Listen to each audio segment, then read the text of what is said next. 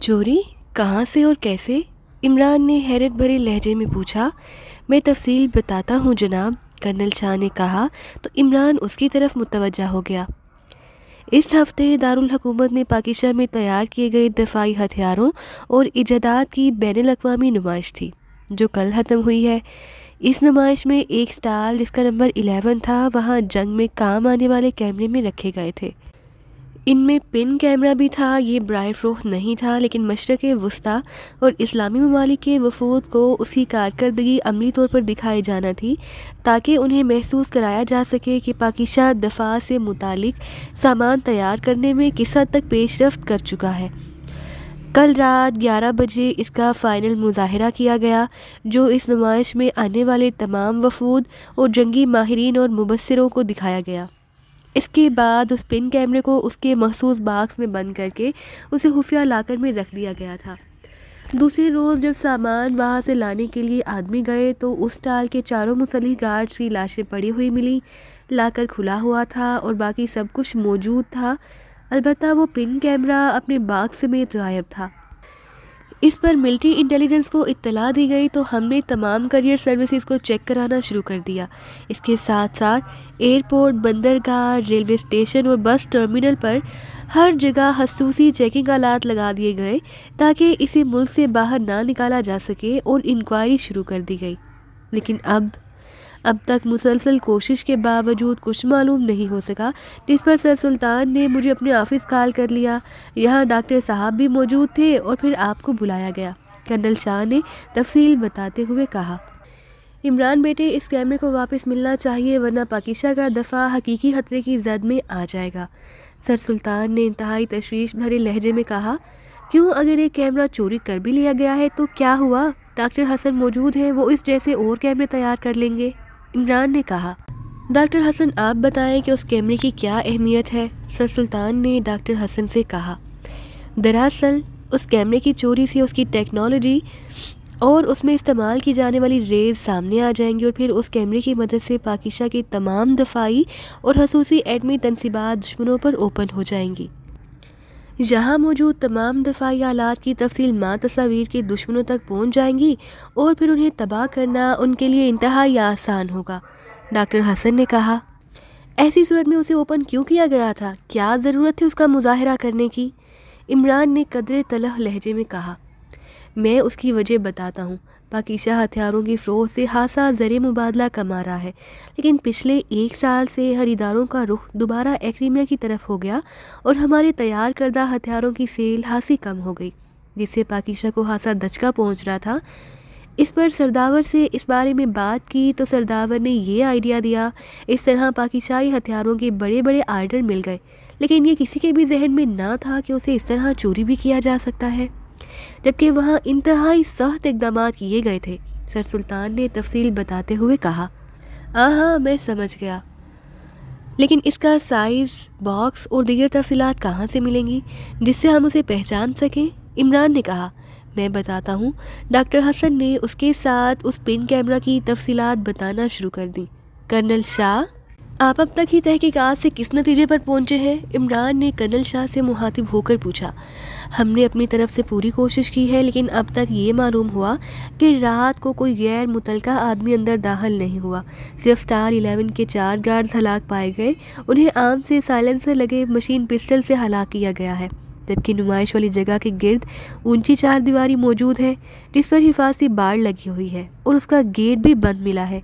वहाँ नुमाइश पर अंदर और बाहर बाकायदा मुसल्लिह फौजी पहरा दे रहे थे। ना कोई अंदर गया ना कोई बाहर आया, कर्नल शाह ने कहा। क्या हर स्टाल पर मुसल्लिह गार्ड्स रखे गए थे? इमरान ने पूछा। हाँ, हर स्टाल पर 4-4 मुसल्लिह गार्ड्स थे जो इस स्टाल के अंदर रात को पहरा देते थे, लेकिन साथ वाले स्टालों के गार्ड्स को भी इस वारदात का इल्म ही नहीं हो सका। ये सब कुछ इंतहाई पुरस्रार अंदाज में किया गया है, कर्नल शाह ने कहा। इस आखिरी मुजाहरे में कौन कौन शामिल था, उनकी लिस्ट, इमरान ने कहा तो कर्नल शाह ने अपने सामने रखी हुई लिस्ट इमरान की जानिब बढ़ा दी। इमरान ने फ़ाइल खोली तो उसमें 8 कागजात थे। उनमें से 2 कागजात पर वो फहरिस्त थी। इमरान सरसरी तौर पर उसे देखने लगा, फिर उसने एक तवील सांस लेते हुए फ़ाइल बंद कर दी। ठीक है सर सुल्तान, मैं चीफ़ को तमाम तफसीलात पहुंचा दूंगा। आखिरी फैसला तो बहरहाल चीफ ने ही करना है, इमरान ने कहा। मेरी तरफ से भी उनसे दरखास्त करना, सर सुल्तान ने कहा। कर दूंगा, लेकिन अब वहाँ नुमाइश से तो सब कुछ उठा लिया गया होगा, अब वहाँ तो कुछ भी ना होगा, इमरान ने कहा। जी हाँ, वो जगह तो हाल ही हो चुकी है, कर्नल शाह ने जवाब दिया। आप तमाम स्पॉट्स पर चेकिंग जारी रखें, हम दूसरे ज़ावियों से इस पर काम करेंगे। अगर कोई अहम बात हो तो आप मुझे फ़ोन पर बता दें, इमरान ने कहा। और उसके साथ ही वो उठ खड़ा हुआ तो सर सुल्तान का चेहरा यकलहत खिल उठा।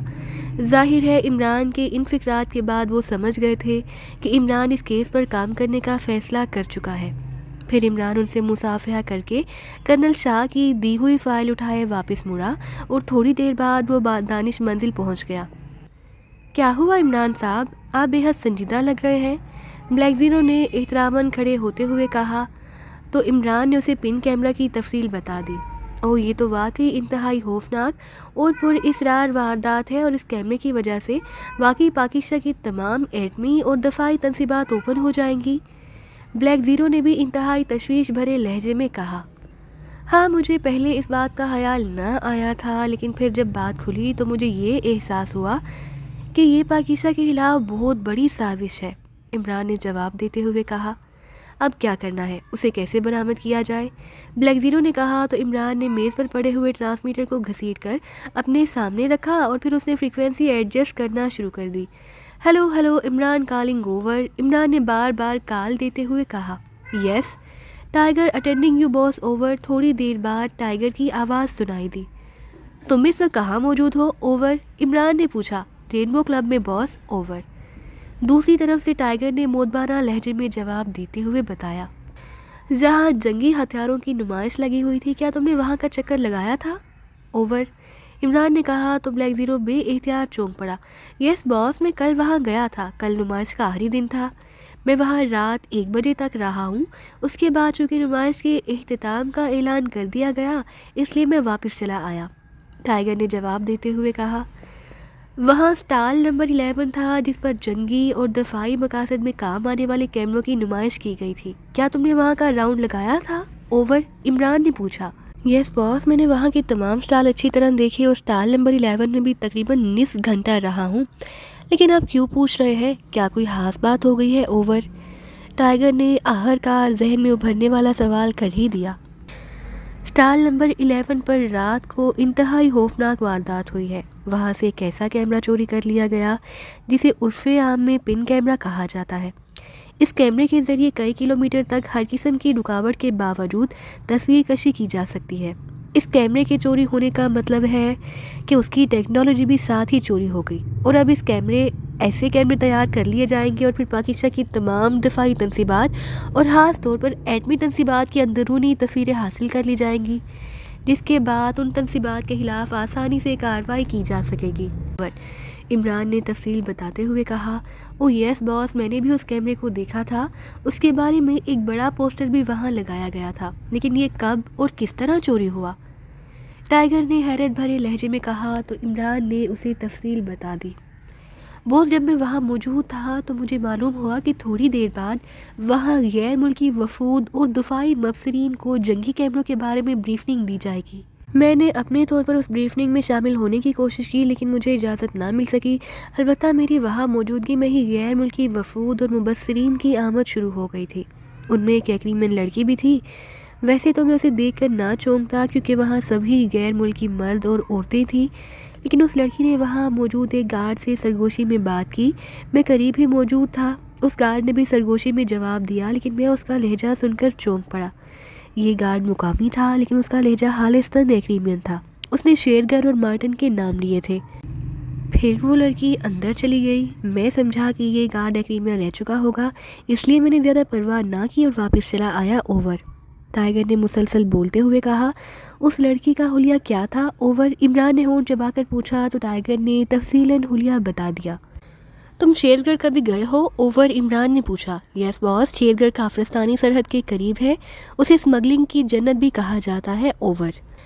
वहाँ कोई मार्टिन है, ओवर, इमरान ने पूछा। यहाँ दारुल हुकूमत और शेरगढ़ में एक नहीं कई मार्टिन होंगे, क्योंकि मार्टिन नाम सा नाम है, ओवर, टाइगर ने जवाब दिया। शेरगढ़ से फ़ौरन मालूम करो कि वहाँ क्लब या होटल ऐसा है जिसका मैनेजर या सुपरवाइज़र या कोई अहम आदमी मार्टिन हो। ऐसा क्लब या होटल जहाँ एक्रीमियन औरतें और मर्दे आते जाते रहते हों। और फिर मुझे कॉल करके फ़ौरन बताओ, ओवर एंड ऑल, इमरान ने कहा और फिर उसने ट्रांसमीटर ऑफ कर दिया। आपको कैसे ख्याल आएगा कि टाइगर इस नुमाइश में गया होगा? ब्लैक ज़ीरो ने हैरत भरे लहजे में पूछा। एक तो वो मेरा शागिर्द है, अगर मैं अम्मा भी के साथ दारुल हुकूमत से बाहर ना होता तो मैं भी लाजमन उस नुमाइश में जाता। दूसरा, टाइगर के अंदर मज़ीद सीखने की ख्वाहिश मौजूद है जो तुम्हारी सीक्रेट सर्विस के मेंबरान में नहीं है। उनको सिवाय गप्पे हाँकने के और कुछ नहीं आता। इमरान ने मुंह बनाते हुए कहा, ये सब आपका अपना कसूर है इमरान साहब, आप उन्हें इस साइड पर ले ही नहीं आते। ब्लैक ज़ीरो ने कहा, मैंने तो टाइगर को भी नहीं कहा कि वो ऐसी जगहों पर जाया करे। सीखने की ख्वाहिश इंसान के अंदर होती है और जिसके अंदर ये ख्वाहिश होती है वो वाकई तरक्की करता है। इमरान ने कहा तो ब्लैक ज़ीरो ने असबात में सर हिला दिया। इमरान ने इस दौरान ट्रांसमीटर पर अपनी मखसूस फ्रीक्वेंसी एडजस्ट कर दी थी। थोड़ी देर बाद ट्रांसमीटर से सीटी की आवाज़ सुनाई देने लगी तो इमरान ने हाथ बढ़ाकर ट्रांसमीटर का बटन ऑन कर दिया। Hello hello Tiger calling over, Tiger की आवाज़ सुनाई दी। Yes Ali Imran attending you over. Boss, Shergarh में एक होटल है, स्टार होटल। इसके मालिक और जनरल मैनेजर का नाम मार्टिन है। इस मार्टिन का ताल्लुक एक्रीमिया से है। मुंशियात और असलहे की स्मगलिंग में उसका नाम काफ़ी मारूफ है, ओवर। टाइगर ने जवाब दिया। ठीक है, तुम उस लड़की को तलाश करो जिसका हुलिया तुमने बताया था। मैं उस मार्टिन के बारे में मालूमात हासिल करता हूँ, ओवर। इमरान ने कहा। बॉस, अगर आप हुक्म दें तो मैं खुद शेरगढ़ जाकर उस मार्टिन से पूछ करूं। जो तुमसे कहा गया है वो करो, मैं अपने अहकामात दोहराया नहीं करता, ओवर एंड ऑल, इमरान ने इंतहाई सर्द लहजे में कहा और उसके साथ ही उसने ट्रांसमीटर ऑफ करके उस पर तेज़ी से सफदर की फ्रीक्वेंसी एडजस्ट कर दी। उसे मालूम था कि सफदर दारुल हुकूमत से बाहर जाते हुए ट्रांसमीटर वाली रिस्ट वॉच पहन कर जाता है, इसलिए उसने उसकी फ्रीक्वेंसी एडजस्ट की और फिर उसने उसे ट्रांसमीटर ऑन कर दिया। चीफ कॉलिंग ओवर, इमरान ने मखसूस लहजे में बार बार कॉल देते हुए कहा। Yes chief, Safdar attending you, over. थोड़ी देर बाद सफदर की मध्यम सी आवाज़ सुनाई दी। फ़ोन कॉल करो लेकिन गैर मुतलका अफराद से हटकर, ओवर एंड ऑल, इमरान ने कहा और उसके साथ ही उसे ट्रांसमीटर ऑफ कर दिया। थोड़ी देर बाद फ़ोन की घंटी बज उठी तो इमरान ने हाथ बढ़ाकर रिसीवर उठा लिया। X2, इमरान ने महसूस लहजे में कहा। सफदर बोल रहा हूँ जनाब, शेरगढ़ से। दूसरी तरफ से सफदर की आवाज़ सुनाई दी। तुम्हारे करीब कौन है? इमरान ने पूछा। कोई नहीं है जनाब, आपकी ट्रांसमीटर कॉल जब मिली तो मैं कमरे में था, फिर मैं अलहदा कमरे में जहाँ फ़ोन मौजूद है आ गया और अब वहाँ से आपको कॉल कर रहा हूँ, सफदर ने वजाहत करते हुए कहा। शेरगढ़ में तुम्हारी क्या मसरूफियात है? इमरान ने सर्द लहजे में पूछा। नवाब साहब से मुलाकात हो गई है और कल हमारी वापसी का प्रोग्राम है, आप हुक्म फरमाएं चीफ़। शेरगढ़ में एक होटल है, स्टार होटल, उसका जनरल मैनेजर और मालिक मार्टिन है।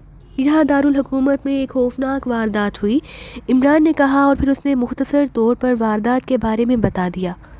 वहाँ एक गार्ड और एक गैर मुल्की लड़की, जिसका हुलिया मैं बता देता हूँ, के दरमियान बातचीत के बारे में मालूम हुआ।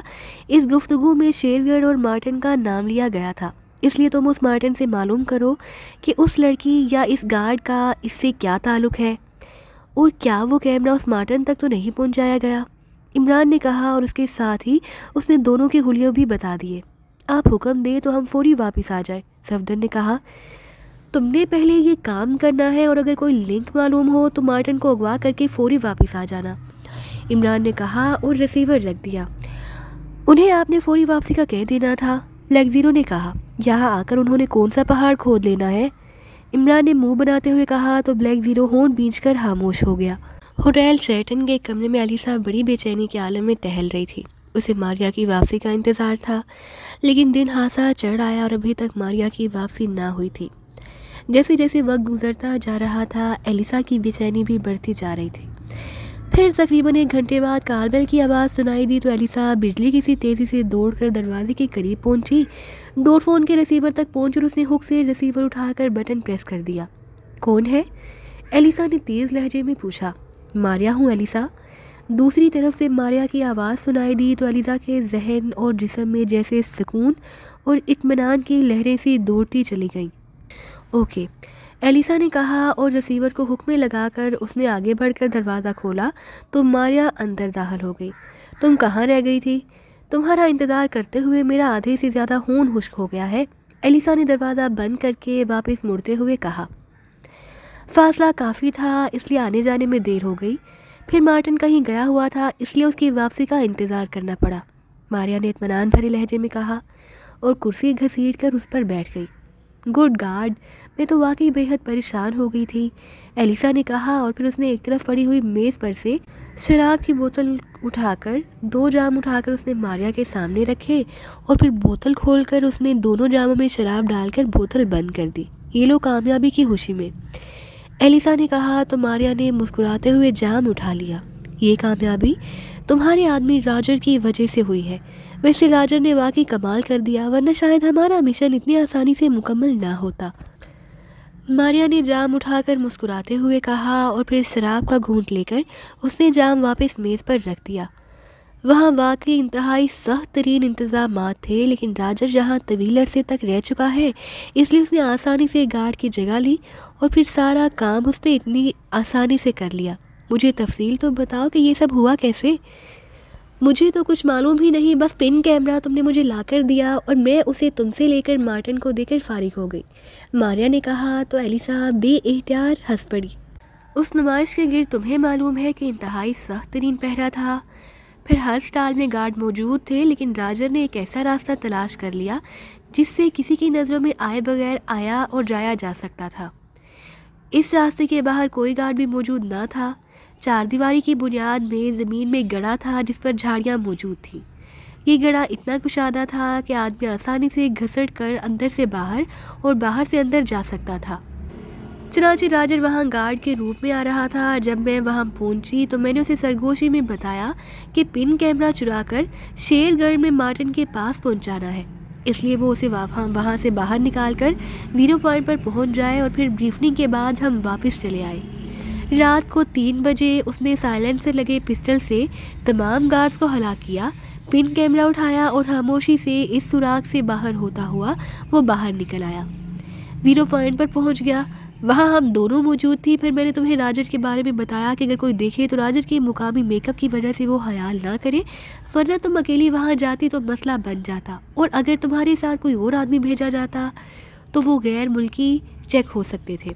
एलिसा ने तफसील बताते हुए कहा, तुमने बहुत अच्छा फैसला किया कि ब्रीफिंग पर तुम खुद गई जबकि पिन कैमरा पहुँचाने मुझे भेज दिया। इस तरह किसी को शक ही ना पड़ सकेगा। वैसे मार्टिन मुझे बता रहा था कि वो इस पिन कैमरे को आसानी से काफिस्तान स्मगल करा सकता है, मारिया ने कहा। ठीक है, बहरहाल अब मार्टिन जाने और मिशन, हम तो फारिग हो गई। क्या ख्याल है चीफ को इत्तला दे दी जाए? एलिसा ने कहा। हरगिज़ नहीं, ट्रांसमीटर और फ़ोन कॉल चेक भी हो सकती हैं, मारिया ने कहा। ठीक है, लेकिन अब हम दोनों ने क्या करना है, मिशन तो मुकम्मल हो गया है, एलिसा ने कहा। तुम अपने आदमी को वापस जाने का कह दो, मैंने यहाँ आने से पहले ही अपने आदमियों को अहकामात दे दिए हैं। बाकी रही हम दोनों, तो मैं वहाँ सिरे से गई ही नहीं, इसलिए मुझ पर तो किसी को शक ही नहीं पड़ सकता। अलबत्ता तुम कमरे तक महदूद रहो या मेकअप कर लो, जैसे तुम चाहो। अलबत्ता हमने इस वक्त तक यहाँ रहना है जब तक प्रोग्राम के मुताबिक पिन कैमरा चीफ के पास नहीं पहुँच जाता, मारिया ने कहा। हम दोनों इकट्ठी क्यों न रहें, एलिसा ने पूछा। नहीं, किसी भी वक्त कुछ भी हो सकता है। अगर कोई मसला बनता है तो दूसरा इस सिलसिले में काम तो कर सकता है ना, मारिया ने जवाब देते हुए कहा। क्या मसला बनना है, तुम बेफिक्र रहो, कुछ नहीं होगा, एलिसा ने बड़े इत्मीनान भरे लहजे में कहा। ठीक है, फिर भी हमारा अलग अलग रहना बेहतर रहेगा, एलिसा ने कहा। चलो ऐसे ही सही, एलिसा ने कहा तो मारिया उठ खड़ी हुई। अब हमारा राब्ता सिर्फ फ़ोन पर रहेगा। मेरे होटल का फ़ोन नंबर और कमरा नंबर नोट कर लो, मारिया ने कहा। और फिर वो होटल का कमरा नंबर और फ़ोन नंबर बताकर मुड़ी और दरवाजे की तरफ बढ़ती चली गई। उसके जाने के बाद एलिसा ने दरवाज़ा बंद किया और वापस आकर वो कुर्सी पर बैठकर शराब पीने में मसरूफ़ हो गई। एक बार उसे ख्याल आया कि वो मेकअप कर ले, लेकिन फिर उसने इरादा बदल दिया, क्योंकि मेकअप के साथ कागजात भी तब्दील करने पड़ते और जब उनका इस वारदात से कोई ताल्लुक़ साबित ही नहीं हो सकता तो फिर वो क्यों खतरा मोल ले। यही सोचकर उसने टीवी ऑन कर दिया ताकि इत्मीनान से बैठकर किसी एग्रीमेंट चैनल पर अपनी पसंदीदा फ़िल्म देख सके। और फिर उससे फ़िल्म देखते हुए ना जाने कितनी देर गुजरी होगी कि फ़ोन की घंटी बज उठी, तो उसने चौंक कर रिमोट कंट्रोल की मदद से टीवी ऑफ़ किया और फ़ोन का रिसीवर उठा लिया। यस, एलिसा बोल रही हूँ, एलिसा ने कहा। मैडम, कोई राजर साहब आपसे बात करना चाहते हैं, दूसरी तरफ से होटल की फ़ोन ऑपरेटर की मोदबाना आवाज़ सुनाई दी। कराओ बात, एलिसा ने कहा। हेलो मैडम, मैं राजर बोल रहा हूँ। चंद लम्हों बाद राजर की आवाज़ सुनाई दी। यस, कोई खास बात है? एलिसा ने चौंक कर पूछा।